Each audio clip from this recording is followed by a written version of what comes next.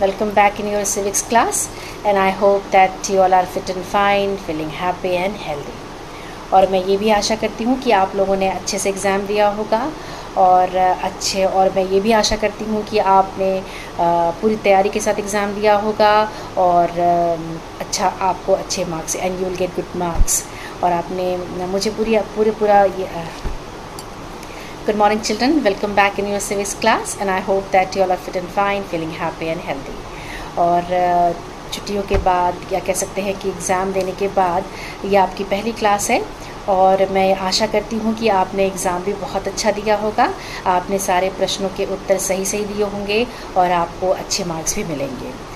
तो बच्चों, ये एग्ज़ाम आपका जो पहला हाफ ईयरली एग्ज़ाम था वो इससे पहले जो हमने पार्ट शुरू किया था वो था आपका हमने जो पार्ट शुरू किया था वो था संघवाद। हमने संघवाद जो है वो पार्ट शुरू किया था और हमने जो है वो हाफ ईयरली तक का जो पोर्शन था वो भाषा नीति तक हमने आपको बताया था कि वो वहाँ तक हमने पिछले लेक्चर में हमने जो है भाषा नीति तक जो है वो हमने उस पार्ट में ख़त्म किया था, उस शीर्षक के बारे में डिस्कशन और चर्चा की थी।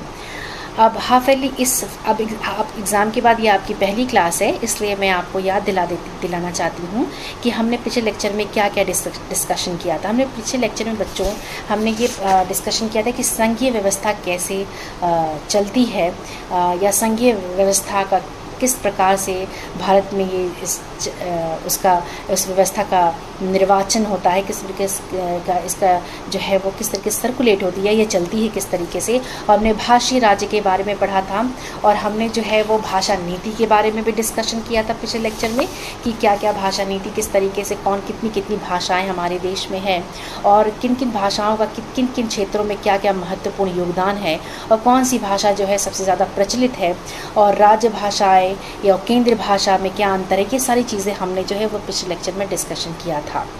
बच्चों हमने संघवाद का इस शीर्षक तक हमने जो है वो इस पार्ट में हमने डिस्कशन किया था।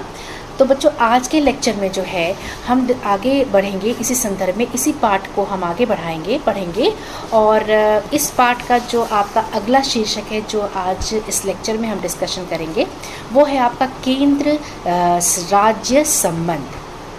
यह आपका शीर्षक है जो आज हम डिस्कशन करेंगे, केंद्र राज्य संबंध। अब बच्चों, हम केंद्र राज्य संबंधों के बारे में अगर बात कर रहे हैं तो हम कह सकते हैं कि सेंट्रल और स्टेट गवर्नमेंट के बारे में, यानी सेंट्रल गवर्नमेंट और स्टेट गवर्नमेंट के बीच में किस प्रकार का संबंध हमारे देश में पहले रहा है और अब रहा है। यानी अगर हम भूतकाल की बात करें, पास्ट की बात करें, तो उस समय केंद्र और राज्य के बीच में क्या संबंध थे, उनके अधिकारों का जो शेयरिंग था, जो बंटवारा था, वो किस प्रकार था। और अब जो हम वर्तमान की बात कर रहे हैं तो आज के समय में किस तरह के संबंध हैं और इस संघीय व्यवस्था को चलाने में, एक व्यवस्थित रूप देने में इनके संबंधों का क्या प्रभाव रहा है, क्या असर रहा है और क्या रोल रहा है, क्या भूमिका रही है। बच्चों, केंद्र और राज्य संबंध में जो बदलाव आए हैं, जो एक चेंजेस आए हैं, उसका एक जो ये चेंजेस आए हैं, इस उदाहरण के थ्रू हम ये अच्छी तरीके स्पष्ट रूप से हम ये कह सकते हैं कि संघवाद जो है बहुत तरह से मजबूत हुआ है। अगर हम कहें कि फेडरलिज्म जो है वो इन संबंधों में आए हुए बदलाव, यानी राज्य और केंद्र के संबंधों में आए हुए बदलाव के कारण संघवाद जो है उसको मजबूती मिली है और ये व्यवस्था जो है वो मजबूत बना है। अब सत्ता की साझेदारी की संवैधानिक जो एक व्यवस्था है वो इसकी वास्तविकता, इसकी जो रियलिटी है, जो वास्तविकता है, वो इस बात पे भी निर्भर करती है कि शासक दल का नेता, यानी शासक दल के जो नेता हैं वो संघवाद को किस तरह अनुसरण करते हैं, यानी संघवाद का अनुसरण वो किस प्रकार करते हैं। सत्ता की जो ये साझेदारी की जो संवैधानिक व्यवस्था है, इसको संवैधानिक व्यवस्था है जो है कि उसकी वास्तविकता यानी उसकी रियलिटी इस बात पे भी निर्भर करती है कि जो शासक दल के नेता हैं वो इसको किस प्रकार से फॉलो करते हैं, किस प्रकार से इसका अनुसरण करते हैं। अब बच्चों, काफ़ी समय तक अगर हम देखें तो हमारे यहाँ हमारे देश में एक ही पार्टी का जो था वो एक ही पार्टी का केंद्र रहा है, और वो जो केंद्र था, केंद्र सरकार थी, जो अन्य राज्य सरकारों के अधिकारों की अनदेखी करती थी। और कहीं ना कहीं देखा जाए तो राज्य सरकारों के ऊपर केंद्र सरकार का आधिपत्य रहा था, और वो केंद्र सरकार जो थी वो जो है कहीं ना कहीं इस राज्य सरकारों की शक्तियों का हनन भी करती थी, और अपना आधिपत्य, अपना प्रभुत्व जमाने के लिए एक ही पार्टी बार बार केंद्र में जो है वो आती थी और कौमी और सरकार का गठन करती थी। बहुत समय तक ये व्यवस्था जो थी हमारे देश में रही है, राजनीतिक व्यवस्था ये बहुत समय तक हमारे देश में रही है। अगर हम बात कर रहे हैं तो अगर हम बात करें 1921 के बाद, जब 1931 में लाहौर अधिवेशन, कराची अधिवेशन जब ये सारे शुरू हुए, तो कांग्रेस का ही एक सिंगल एक पार्टी थी, एक सिंगल जो पार्टी थी वो केंद्र पार्टी बनकर, केंद्र सरकार एक ही पार्टी बनकर केंद्र में वो उद्घृत हुई, आई, और वो उसने राज्य सरकारों के शक्तियों को बहुत ज़्यादा, उस समय राज्य सरकारों की शक्तियाँ बहुत ज़्यादा वितरित नहीं थी। तो ये बहुत समय तक हमारे देश में इस तरह की सरकारें थी, इस तरह की व्यवस्था थी।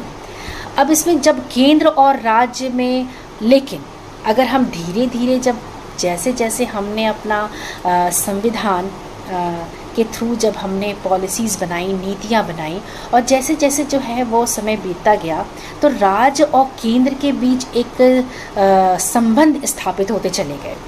और इसमें भारत जैसे व्यापक देश में जहाँ संघीय व्यवस्था है, जहाँ गणतंत्रीय सरकार है, वहाँ पे व्यापक रूप से जो है शक्ति का बंटवारा तो होना ही था। बिना शक्ति के बंटवारे से यहाँ का जो कामकाज था, यहाँ सरकार का जो कामकाज था, वो सुचारू रूप से नहीं चल सकता था। तो इसलिए इस संघीय व्यवस्था को और मजबूत बनाने के लिए सत्ता की साझेदारी भी बहुत ज़रूरी थी, जो कि एक केंद्र में एक पार्टी के थ्रू नहीं हो सकती थी। यानी राज्य और केंद्र के बीच सत्ता का बंटवारा जो था वो ये अनिवार्य था एक सही संघीय व्यवस्था को चलाने के लिए। तो यहाँ पे क्या हुआ कि जब केंद्र और राज्य में अलग अलग दलों की सरकारें जब थीं, तब केंद्र राज्यों ने सरकारों के अधिकारों का जो है वो कहीं ना कहीं अनदेखी की और इसका उनकी शक्तियों का हनन भी किया। लेकिन उन दिनों जो है केंद्र सरकार जो है अक्सर संवैधानिक प्रावधानों का जो है वो दुरुपयोग करके जो विपक्षी जो दल थे उनकी सरकारें थीं उनको भंग कर देती थी। तो ये जो एक्टिविटी थी, ये जो एक सिस्टम था, वो कहीं ना कहीं हम कह सकते हैं ना बच्चों कि यह संघीय व्यवस्था के अनुसार नहीं थी। संघीय व्यवस्था की ये फीचर, ये कैरेक्टरिस्टिक नहीं था कि केंद्र सरकार जो है वो राज्य सरकार की शक्तियों का हनन करे, राज्य की शक्तियों का अनदेखी करे, या जो विरोधी दल की जो सरकार है उसको जो है वो अपना प्रभुत्व जमाने के लिए, प्रभुत्व कायम रखने के लिए उसको भंग करे। ये संघीय व्यवस्था के फीचर्स या उसके गुण नहीं हो सकते, इसके प्रतिकूल था। अब बच्चों बात करते हैं 1990 के बाद। 1990 से पहले इस तरह की व्यवस्था थी देश में। तो 1990 के बाद व्यवस्था का ढांचा जो था, संघीय व्यवस्था का जो ढांचा था, स्ट्रक्चर था, वो चेंज हुआ, उसमें बदलाव आने शुरू हो गए। और कुछ कॉन्स्टिट्यूशनल प्रावधान जो है वो जब लागू हुए, जब कॉन्स्टिट्यूशन में प्रावधानों का चलन शुरू हुआ, प्रावधान लागू किए गए, तो राज्य और केंद्र के संबंध में भी बदलाव आए, सुधार आए। अब सत्ता की साझेदारी जो थी वो राज्य और केंद्र की एक अनिवार्य प्रारूप, एक अनिवार्य रूप बन गया, एक अनिवार्य जो है वो कह सकते हैं कि एक्टिविटी या कह सकते हैं अनिवार्य कार्य बन गया। अब बच्चों क्या हुआ कि इस अवधि में जो देश के बहुत सारे जो राज्य थे वहाँ उसमें क्षेत्रीय दल जो थे उनका उदय होने लगा। अब जब राज्यों के बीच में संबंध बहुत अच्छे स्थापित होने लगे केंद्र और राज्य के बीच में, तो उन जो बहुत सारे राज्य थे उनमें क्षेत्रीय दल जो है वो उनका राइज या उनका उदय होने लगा। और बच्चों जैसा कि मैंने आपको बताया पहले कि हमारे यहाँ बहुत समय तक एक ही पार्टी जो थी वो एक सरकार बनाती थी और एक ही पार्टी केंद्र में आती थी। लेकिन 1990 के बाद ये ऐसे प्रावधान, संवैधानिक प्रावधानों का चलन हुआ और राज्य और केंद्र के बीच संबंध थोड़े थोड़े सुधार आने लगे, तब बहुत सारे राज्यों में बहुत सारे क्षेत्रीय दल भी पनपने लगे, उदय होने लगे। और इसी से क्या हुआ कि बहुत सारे दल होने के कारण किसी एक पार्टी को चुनाव में बहुमत नहीं मिल पाया, तो उस पार्टी को जिसको सबसे ज़्यादा बहुमत मिलता था, वो पार्टी जो है सरकार फॉर्मेशन करने के लिए, यानी गवर्नमेंट फॉर्म करने के लिए, सरकार का गठन करने के लिए सत्ता में अन्य पार्टियों से समर्थन लेने लगी, उनको समर्थन देने लगे, सपोर्ट लगने लगे। यानी एक पार्टी जो है वो दूसरी पार्टी का समर्थन लेके अगर सरकार बनाती है, उसको साथ लेके एक से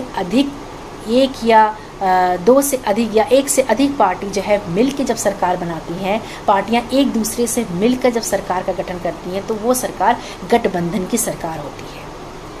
इन दो पार्टियों का गठबंधन हो गया और मिलाकर उन्होंने अपनी एक नई सरकार बनाई। तो बच्चों ये था आपका कि ये गठबंधन की सरकार थी। अब बच्चों कह सकते हैं, और इस तरह की जो प्रवृत्ति थी, गठबंधन की सरकार की जो प्रवृत्ति थी, गठबंधन बनाने की सरकार की जो प्रवृत्ति थी, संघीय व्यवस्था के लिए बहुत ही बेनिफिशियल साबित हुई। क्यों? क्योंकि इसमें क्या था कि हर दल जो हर क्षेत्रीय दल, चाहे राज्य के हर क्षेत्रीय दल को मौका मिला, उनको एक अवसर प्रदान हुआ कि वो राजनीतिक क्षेत्र में अपना भाग्य आजमा सकें, अपने भाग्य को दिखा सकें।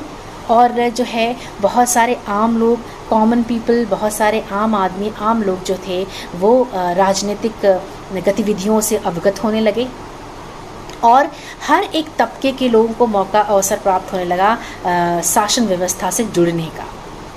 तो इस तरह की प्रवृत्ति जो है वो बहुत प्रचलित हुई संघीय व्यवस्था को मजबूत बनाने में गठबंधन सरकार की।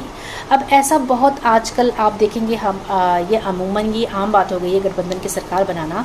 और अब अगर किसी को बहुमत नहीं मिलता है किसी पार्टी को, तो वो किसी दूसरे पार्टी से समर्थन लेके गठबंधन की सरकार बनाती है, तो वो बहुमत साबित होती है और फिर उसका सरकार का गठन होता है। और सरकार का गठन होने के बाद दोनों ही पार्टियों के सदस्यों को मौका मिलता है मंत्रालय में पार्टिसिपेशन लेने का, यानी मंत्रालय दोनों ही पार्टियों को बराबर दिया जाता है, उनके अधिकारों को भी उनको दिया जाता है। अब बच्चों इस प्रवृत्ति को सुप्रीम कोर्ट के एक बहुत बड़े फैसले से बल मिला।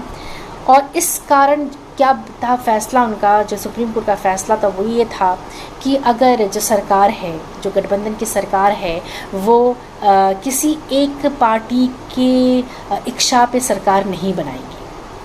अगर गठबंधन की सरकार है तो वो दोनों, चाहे वो 2 पार्टी की गठबंधन सरकार हो, चाहे वो 3 पार्टी की गठबंधन सरकार हो, या वो चाहे 10 पार्टी की सरकार हो, बनी सरकार हो, सभी पार्टियों की जो एक आम सहमति से जो है वो सरकार बनेगी और सभी पार्टी सदस्यों को उनकी अपना मंत्रालय दिया जाएगा, उनको अपनी अपनी शक्तियां प्रदान की जाएगी, जो कि संविधान के थ्रू दी जाएंगी, जो संवैधानिक प्रारूपों पे आधारित होंगी। तो इस तरह की चीज़ें सुप्रीम कोर्ट के इस फैसले ने इस प्रवृत्ति को, इस गठबंधन की जो प्रवृत्ति थी उसको बहुत बल मिला, बहुत मजबूती मिली और कहीं ना कहीं ये प्रवृत्ति जो है वो सफल रही है। अगर हम वर्तमान की बात करें बच्चों, आज की बात करें, तो कहीं ना कहीं वर्तमान में जो प्रवृत्ति है, ये गठबंधन की जो प्रवृत्ति है वो सफल रही है, ना कि पिछले 1990 से पहले वाली एक ही पार्टी का केंद्र में रहने वाली जो प्रवृत्ति, जो प्रणाली थी, उससे कहीं ज़्यादा सक्सेसफुल इस तरह की सरकार जो है वो हमारे देश में रही है या गणतंत्र में रही है। हम अपने देश की बात कर रहे हैं। तो बच्चों ये इस तरह की चीज़ें जो हैं वो हम कह सकते हैं कि प्रचलित हुई हैं, रही हैं। और बहुत सारी चीज़ें जो थी वो एक साथ मिलकर चेंज हुई और देश की राजनीतिक व्यवस्था जो है, संघीय व्यवस्था जो है वो कहीं ना कहीं जो है वो और सुचारू रूप से और अच्छा मजबूत बन गई। और सत्ता की साझेदारी का ये जो बंटवारा था, जो वितरण था, वो संघीय व्यवस्था को और मजबूत बनाता है। तो बच्चों ये जो है आपका शीर्षक है केंद्र राज्य संबंध शीर्षक था। बच्चों आगे आपका जो नेक्स्ट पॉइंट है वो है भारत में विकेंद्रीकरण, यानी सेंट्रलाइजेशन इन इंडिया, यानी भारत में विकेंद्रीकरण। अब हमने अभी तक पढ़ा बच्चों की संघीय सरकार 2 या 2 से अधिक सरकारों वाली होती है। संघीय सरकार 2 या 2 से अधिक स्तरों वाली सरकार को हम संघीय सरकार कहते हैं। अब अगर हम अपने देश की बात करें तो हमारे देश में 2 स्तर वाली सरकारों से तो काम नहीं नहीं चलेगा। अगर हम 2 स्तर की सिर्फ सरकार ले आए, हमारे व्यापक बड़े देश की बात हम कर रहे हैं, भारत जैसे व्यापक गणतंत्र देश की बात कर रहे हैं, सबसे बड़ा गणतंत्र है हमारा भारतवर्ष का, सबसे बड़ा गणतंत्र देश है। और अगर हम इस गणतंत्र देश की बात कर रहे हैं तो यहाँ 2 स्तर की सरकारें तो हैं, उससे काम नहीं चलेगा, क्योंकि हमारे जो देश के जो कई ऐसे राज्य हैं जो यूरोप के देशों से भी बड़े हैं। यानी यहाँ भारत देश के जो राज्य हैं ये यूरोप के देशों से भी बड़े हैं। जैसे उदाहरण के तौर पे हम देख लें कि जनसंख्या के हिसाब से अगर देख लें कि उत्तर प्रदेश रूस से बड़ा है और महाराष्ट्र लगभग जर्मनी के बराबर है।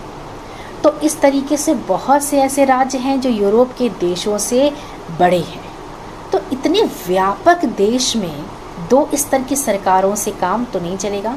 यानी 2 स्तर की सरकार यानी केंद्र सरकार और राज्य सरकार में सिर्फ शक्ति या सत्ता का बंटवारा होना ही जो काफ़ी नहीं है इस देश की व्यवस्था को, संघीय व्यवस्था को आगे बढ़ाने का।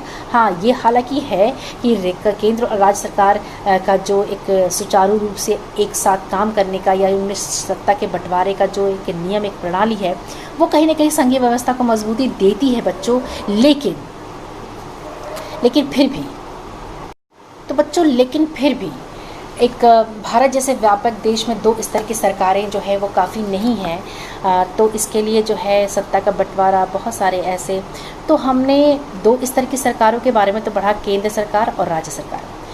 तो इस संघीय व्यवस्था को और मजबूत बनाने के लिए जो है वो तीसरे स्तर की सरकारों का भी गठन हुआ, जिसको हम कह सकते हैं स्थानीय या प्रांतीय सरकार। अब तक हमने केंद्र सरकार, राज्य सरकार के बारे में पढ़ा, अब हमने इसमें तीसरा स्तर जो है वो जोड़ दिया, वो है आपका स्थानीय या प्रांतीय सरकार। अब स्थानीय सरकारों जो है, अब भारत में सत्ता का जो विकेंद्रीकरण था उसके पीछे यही तर्क रहा है कि भारत जैसे व्यापक देश में जो है वो 2 स्तर की सरकारों का जो है से काम नहीं चलेगा, बल्कि उसमें तीसरे स्तर की सरकार भी इसी वजह से तीसरे स्तर की सरकार बनाई गई, जिसको स्थानीय या प्रांतीय सरकार कहते हैं। और तीनों ही परिणाम स्वरूप यानी एज अ रिज़ल्ट उसका रिज़ल्ट ये हुआ कि 3 स्तर की जो सरकारें थीं वो जो है संघीय ढांचा का उसने और मजबूत किया, और ये तीसरी स्तर की जो सरकार थी वो स्थानीय या प्रांतीय सरकार कहलाई, या उसको कहा जाता है स्थानीय या प्रांतीय सरकार। अब बच्चों विकेंद्रीकरण, सत्ता का विकेंद्रीकरण कहते किसे हैं? अब हम ये पॉइंट पे आते हैं कि सत्ता का विकेंद्रीकरण किसे कहते हैं। तो बच्चों सत्ता का विकेंद्रीकरण किसे कहते हैं? जब केंद्र और राज्य सरकारों से शक्तियां लेकर स्थानीय या प्रांतीय सरकार को दी जाती है, तब उसको हम कहते हैं विकेंद्रीकरण। आई रिपीट इट, मैं दोहराती हूँ कि जब राज्य और केंद्र की शक्तियों को लेकर स्थानीय या प्रांतीय सरकारों को दिया जाता, उन शक्तियों को प्रदान की जाती है, तो उसको हम विकेंद्रीकरण कहते हैं, उसको हम विकेंद्रीकरण कहते हैं। अब जैसे विकेंद्रीकरण के पीछे एक बेसिक आइडिया यानी बुनियादी सोच ये है, विचार ये है कि जैसे स्थानीय, जैसे मतलब बहुत सारे ऐसे इश्यूज़ हैं, बहुत सारी ऐसी समस्याएं हैं, बहुत सारे ऐसे मुद्दे हैं जो कि स्थानीय तौर पे, स्थानीय स्तर पे जो है उसको सुलझाया जा सकता है, उसको निपटाया जा सकता है, उसका समाधान किया जा सकता है।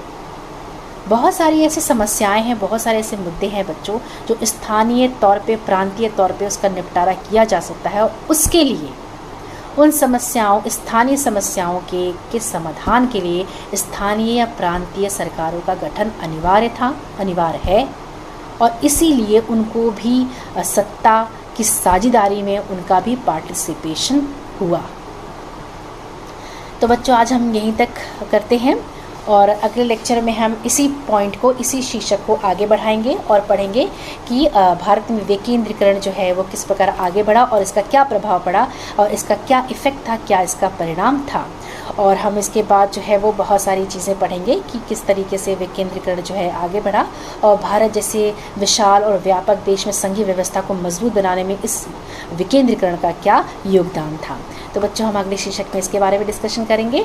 सो take care of yourself and your family. Good bye.